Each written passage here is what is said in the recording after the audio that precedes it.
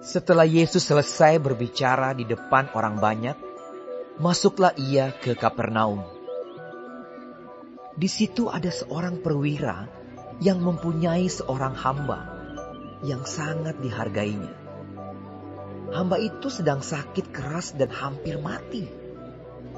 Ketika perwira itu mendengar tentang Yesus, ia menyuruh beberapa orang tua-tua Yahudi kepadanya untuk meminta supaya ia datang dan menyembuhkan hambanya. Mereka datang kepada Yesus dan dengan sangat mereka meminta pertolongannya, katanya, Ia layak kau tolong, sebab ia mengasihi bangsa kita, dan dialah yang menanggung pembangunan rumah ibadat kami.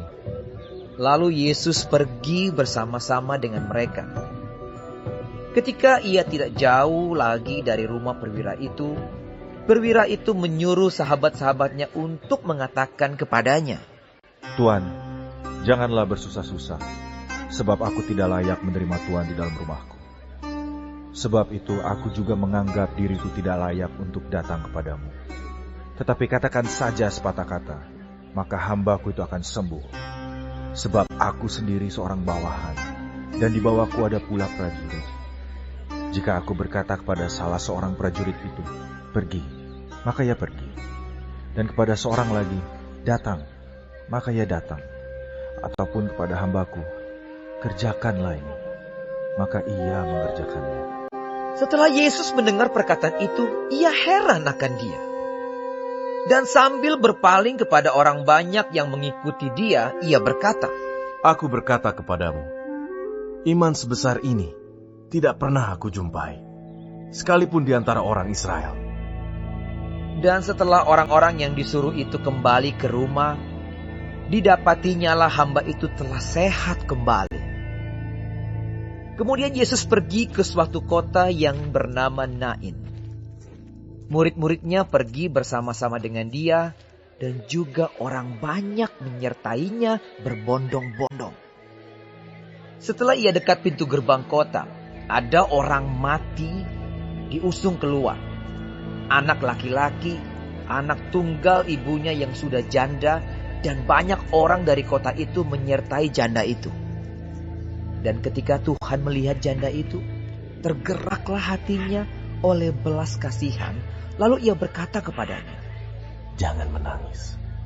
Sambil menghampiri usungan itu, ia menyentuhnya. Dan sedang para pengusung berhenti, ia berkata, Hai anak muda, aku berkata kepadamu, bangkitlah. Maka bangunlah orang itu dan duduk dan mulai berkata-kata. Dan Yesus menyerahkannya kepada ibunya. Semua orang itu ketakutan. Dan mereka memuliakan Allah sambil berkata, Seorang nabi besar telah muncul di tengah-tengah kita, dan Allah telah melawat umatnya. Maka tersiarlah kabar tentang Yesus di seluruh Yudea dan di seluruh daerah sekitarnya. Ketika Yohanes mendapat kabar tentang segala peristiwa itu dari murid-muridnya, ia memanggil 2 orang dari antaranya dan menyuruh mereka bertanya kepada Tuhan, Engkaukah yang akan datang itu? Atau haruskah kami menantikan seorang lain? Ketika kedua orang itu sampai kepada Yesus, mereka berkata, Yohanes Pembaptis menyuruh kami bertanya kepadamu, Engkaukah yang akan datang itu? Atau haruskah kami menantikan seorang lain?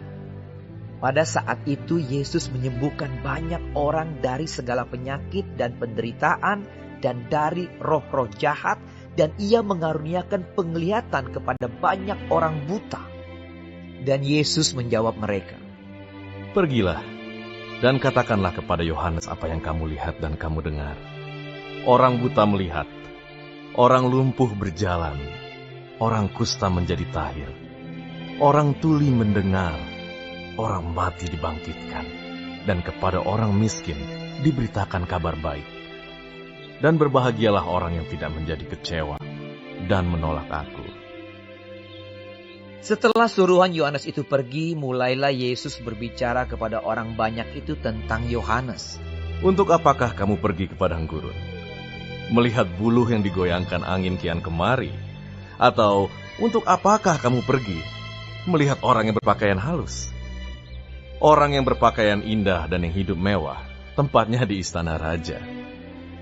Jadi untuk apakah kamu pergi? Melihat nabi? Benar. Dan aku berkata kepadamu, bahkan lebih daripada nabi. Karena tentang dia ada tertulis, lihatlah, aku menyuruh utusanku mendahului engkau. Ia akan mempersiapkan jalanmu di hadapanmu. Aku berkata kepadamu, di antara mereka yang dilahirkan oleh perempuan, tidak ada seorang pun yang lebih besar daripada Yohanes. Namun yang terkecil dalam kerajaan Allah, lebih besar daripadanya.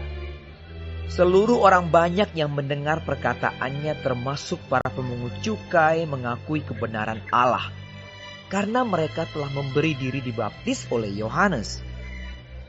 Tetapi orang-orang Farisi dan ahli-ahli Taurat menolak maksud Allah terhadap diri mereka, karena mereka tidak mau dibaptis oleh Yohanes. Kata Yesus, dengan apakah akan kuumpamakan orang-orang dari angkatan ini? Dan dengan apakah mereka itu sama? Mereka itu seumpama anak-anak yang duduk di pasar dan yang saling menyerukan, kami meniup seruling bagimu, tetapi kamu tidak menari. Kami menyanyikan kidung duka, tetapi kamu tidak menangis. Karena Yohanes Pembaptis datang, ia tidak makan roti dan tidak minum anggur. Dan kamu berkata, ia kerasukan setan. Kemudian Anak Manusia datang, ia makan dan minum.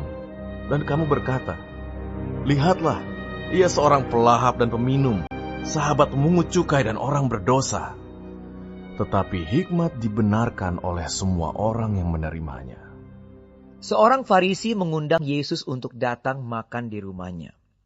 Yesus datang ke rumah orang Farisi itu, lalu duduk makan. Di kota itu ada seorang perempuan yang terkenal sebagai seorang berdosa. Ketika perempuan itu mendengar bahwa Yesus sedang makan di rumah orang Farisi itu, datanglah ia membawa sebuah buli-buli pualam berisi minyak wangi. Sambil menangis, ia pergi berdiri di belakang Yesus dekat kakinya. Lalu membasahi kakinya itu dengan air matanya dan menyekanya dengan rambutnya. Kemudian ia mencium kakinya dan meminyakinya dengan minyak wangi itu. Ketika orang Farisi yang mengundang Yesus melihat hal itu, ia berkata dalam hatinya, Jika ia ini nabi, tentu ia tahu siapakah dan orang apakah perempuan yang menjamahnya ini. Tentu ia tahu bahwa perempuan itu adalah seorang berdosa. Lalu Yesus berkata kepadanya, Simon, ada yang hendak kukatakan kepadamu. Sahut Simon, Katakanlah guru. Ada dua orang yang berhutang kepada seorang pelepas uang. Yang seorang berhutang 500 dinar, yang lain 50. Karena mereka tidak sanggup membayar, maka ia menghapuskan hutang kedua orang itu. Siapakah di antara mereka yang akan terlebih mengasihi dia? Jawab Simon, Aku kira dia yang paling banyak dihapuskan hutangnya. kata Yesus kepadanya. Betul pendapatmu itu. Dan sambil berpaling kepada perempuan itu, ia berkata kepada Simon, Engkau lihat perempuan ini. Aku masuk ke rumahmu, namun engkau tidak memberikan aku air untuk membasuh kakiku. Tetapi dia membasahi kakiku dengan air mata dan menyekanya dengan rambutnya. Engkau tidak mencium aku, tetapi sejak aku masuk, ia tiada henti-hentinya mencium kakiku. Engkau tidak meminyaki kepalaku dengan minyak, tetapi dia meminyaki kakiku dengan minyak wangi. Sebab itu aku berkata kepadamu, dosanya yang banyak itu telah diampuni, sebab ia telah banyak berbuat kasih. Tetapi orang yang sedikit diampuni, sedikit juga ia berbuat kasih. Lalu ia berkata kepada perempuan itu, Dosamu telah diampuni. dan mereka yang duduk makan bersama dia berpikir dalam hati mereka, Siapakah ia ini, sehingga ia dapat mengampuni dosa? tetapi Yesus berkata kepada perempuan itu, Imanmu telah menyelamatkan engkau. Pergilah dengan selamat.